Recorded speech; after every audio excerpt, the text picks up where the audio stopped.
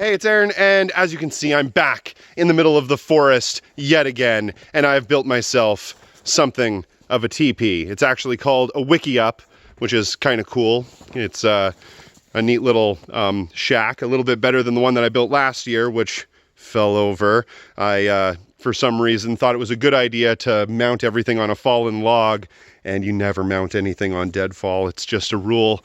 Anyway, so today I want to talk a little bit about trying to maintain relationships with people, specifically loved ones or your girlfriend, boyfriend, whatever, when you're also spending a lot of time with the revolution. Now, a lot of people are probably like, what are you talking about? Spending a lot of time with the revolution. Well, there's a lot of us out there that dedicate a lot of our time to whatever it is, activism, outreach, organizing, or just education in general.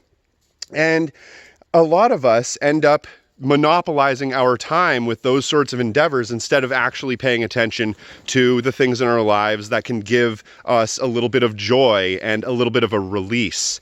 And that's important because if we are always in that mindset of constantly working, it doesn't matter what it is, if it's revolutionary or if it's even just your regular job, then you're not going to get that time for yourself to actually have that downtime to relax, right?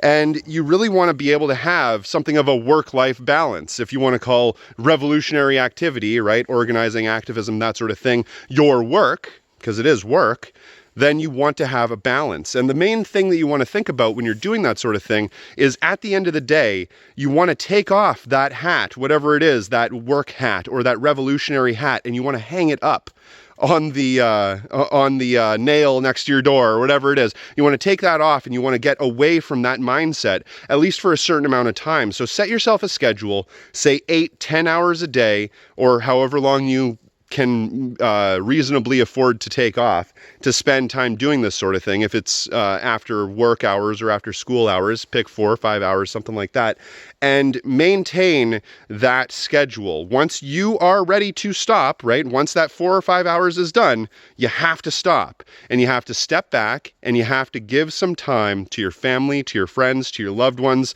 to your girlfriend, boyfriend, whatever. And you have to make sure that you're keeping those relationships tight and stable, because they are the ones that are going to be there for you when things start hitting the fan and when you're going to need them the most. So make sure that you're doing that out there, comrades. And as far as I'm concerned, I'm going to spend some time with my loved ones out here in the middle of nowhere in this cool little teepee. So if you do get a chance, please check out my Patreon. Every dollar does help fund this show. Thanks for watching.